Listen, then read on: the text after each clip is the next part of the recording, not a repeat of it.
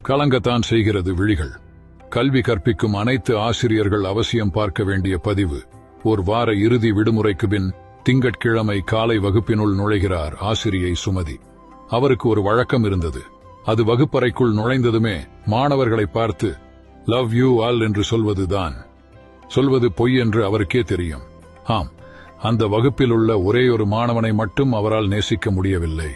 ஒழுங்காய் உடுத்தாத, எதிலுமே ஒழுங்காய் இல்லாமல் சுட்டிக்காட்டுவதற்கு எந்த ஒரு சிறப்புத் தன்மையும் இல்லாத டெடி என்கிற தியோடர். அவனிடம் மட்டும் ஆசிரியை சுமதி நடந்து கொள்ளும் விதம் வித்தியாசமானது. எந்த ஒரு தவறான விஷயத்திற்கும் அவனையே உதாரணம் காட்டினார்.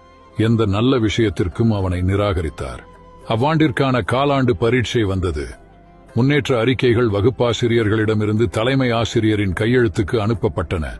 ரிப்போர்ட்டுகளை பார்வையிட்டு கையொப்பமிட்டுக் கொண்டிருந்த தலைமை ஆசிரியர் ஆசிரியை சுமதிக்கு அழைப்பு விடுத்தார். அவர் வந்ததும் முன்னேற்ற அறிக்கை என்பது ஒரு பிள்ளையின் முன்னேற்றத்தை அறிவிக்க வேண்டும். தன் பிள்ளைக்கும் ஒரு எதிர்காலம் உண்டென்ற நம்பிக்கையை பெற்றோருக்கு தர வேண்டும். நீங்கள் எழுதியிருப்பதை பார்க்கும்போது பெற்றோர் அவன் மீது நம்பிக்கை இழந்து விடுவார்கள் என்று தியோடரின் முன்னேற்ற அறிக்கையை சுட்டிக்காட்டி கூறினார். ஆசிரியை சுமதியோ, என்னால் ஒன்றுமே செய்ய முடியாது. அவனை பற்றி எழுதுவதற்கு என்னிடம் ஒரு நல்ல விஷயம் கூட இல்லை என்றார். தலைமை ஆசிரியர் அலுவலக ஊழியர் ஒருவரிடம் தியோடரின் கடந்த கால முன்னேற்ற அறிக்கைகளை கொண்டு வந்து சுமதியிடம் கொடுக்குமாறு பணித்தார். அறிக்கைகள் கொண்டுவரப்பட்டன. ஒவ்வொரு ஆண்டாய் விரித்து படிக்கிறார் சுமதி. 3ஆம் வகுப்பு அறிக்கையில் வகுப்பின் மிகத் திறமையான மாணவன் தியோடர் என இருந்ததைக் கண்டு தான் வாசித்ததை நம்ப முடியாமல் அதிர்ச்சி அடைந்தார் சுமதி. 4ஆம் வகுப்பு அறிக்கை சொன்னது, தியோடரின் தாய் புற்று நோய் முற்றிய நிலையில் உள்ளார். அதனால் தியோடர் மீது முன்னர் போல அவரால் கவனம் செலுத்த முடியவில்லை. அதன் விளைவு அவனிடம் தெரிய ஆரம்பித்திருக்கிறது. 5ஆம் ஆண்டின் அறிக்கை இவ்வாறு சொன்னது, தியோடரின் தாயார் இறந்துவிட்டார். அவன் மேல் அக்கறை காட்டும் உறவு தேவைப்படுகிறது. இல்லையேல் நாம் அந்த குழந்தையை இழந்து விடுவோம். கண்களில் கண்ணீருடன் சுமதி தலைமை ஆசிரியரை பார்த்து, என்ன செய்ய வேண்டும் என்று எனக்கு தெரியும் என்று ஒரு உறுதியோடு கூறினார். அடுத்த திங்கள் காலை ஆசிரியை சுமதி வகுப்புக்கு சென்று பிள்ளைகளை பார்த்து வழக்கம் போல் லவ் யூ ஆல் என்றார். இம்முறையும் தாம் பொய் சொல்கிறோம் என்று அவருக்கு தெரியும். ஏனென்றால் தற்போது மற்ற குழந்தைகளை விட டேடி எனும் தியோடர் மீது அவரது அன்பு அளவு கடந்திருந்தது. தியோடருடன் தன் அணுகுமுறையை மாற்றிக்கொள்வதென்று அவர் தீர்மானித்திருந்தார். அதன் பின்னர் ஒவ்வொரு நல்ல விஷயத்திற்கும் தியோடரின் பெயர் உச்சரிக்கப்பட்டது. ஒவ்வொரு தவறான உதாரணங்களின் போதும் அவன் பெயர் கவனமாய் தவிர்க்கப்பட்டது. அவ்வாண்டின் பள்ளி இறுதி நாள் வந்தது. எல்லா மாணவர்களும் தம் ஆசிரியருக்கென பரிசுகள் கொண்டு வந்திருந்தார்கள். அவற்றிற்குள் ஒரு பெட்டி மட்டும் ஒரு பழைய செய்தித்தாளால் சுற்றப்பட்டிருந்தது. ஆசிரியை சுமதிக்கு அதை பார்த்ததுமே அது டெடியிடமிருந்துதான் வந்திருக்க வேண்டும் என உள்ளுணர்வு சொல்லியது. முதலில் அதையே பிரித்தார். பிரித்ததும் அதனுள் பாதி உபயோகித்த சென்ட் பாட்டில் ஒன்றும் சில கற்கள் கழன்று விழுந்த பிரேஸ்லெட் ஒன்றும் இருந்தது.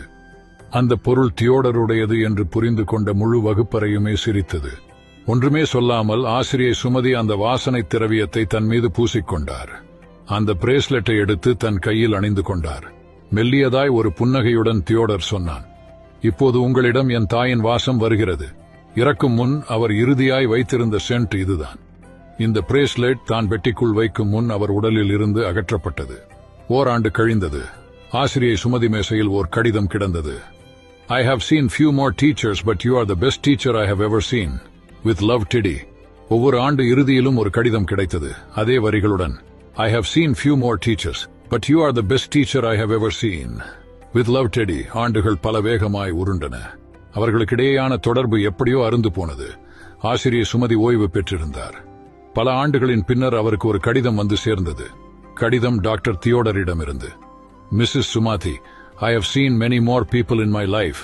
You are the best teacher I have ever seen. Now I am going to get married. I cannot dream of my marriage without your presence. I am your doctor. Theodore. அத்துடன் போய் வர விமான டிக்கெட்டுகளும் இணைக்கப்பட்டிருந்தன. ஆசிரியை சுமதிக்கு இருப்பு கொள்ளவில்லை. அவரிடம் அந்த சென்ட் பாட்டில் தற்போது இல்லை. பிரேஸ்லெட் பாதுகாப்பாய் இருந்தது. அதை அணிந்து கொண்டு திருமணத்திற்கு புறப்பட்டார். அங்கு சென்று பின் இருக்கை ஒன்றில் அமர முற்பட்ட போது அங்கிருந்த ஊழியர்கள் அவரை எப்படியோ அடையாளம் கண்டுகொண்டு முன் வரிசையில் இருந்த ஆசனம் ஒன்றை நோக்கி அழைத்து சென்றனர். அவருக்கென ஒதுக்கப்பட்டிருந்த ஆசனத்தில் எழுதப்பட்டிருந்தது, மாதர். திருமணம் முடிந்தது. தியோடர் தன் புது மனைவியிடம் ஆசிரியை சுமதியை அறிமுகம் செய்து வைத்தார். இவர் மட்டும் இல்லை என்றால் நான் இன்று இந்த இடத்தில் நின்றிருக்கவே முடியாது. தியோடரின் கண்களில் கண்ணீர். ஆசிரியை சுமதி பெண்ணை பார்த்து சொன்னார், டேடி, இல்லை என்றால் ஒரு ஆசிரியர் தன் மாணவர்களுக்கு முதலில் ஒரு தாயாய் இருக்க வேண்டும் என்பதை நான் அறிந்திருக்கவே முடியாது. இக்கதையை படித்த மரியாதைக்குரிய ஆசிரியர்களே, உங்கள் வகுப்பிலும் ஒரு டேடி இருக்கிறான். உங்கள் உதவிக்காக காத்துக் கொண்டிருக்கிறான். உங்களாலும் அந்த ஆசிரியை சுமதியாக இருக்க முடியும். இனி அடுத்த நாள் காலை வகுப்பறைக்குள் நுழையும் போது ஒரு ஆசிரியராய் இல்லாமல் தாயாய், தந்தையாய் நுழைந்து பாருங்கள். உங்களால் ஒரு பிள்ளையின் வாழ்க்கையில் நல்லதோர் திருப்பு முனையாய் இருக்க முடியும். எல்லா ஆசிரியர்களுக்கு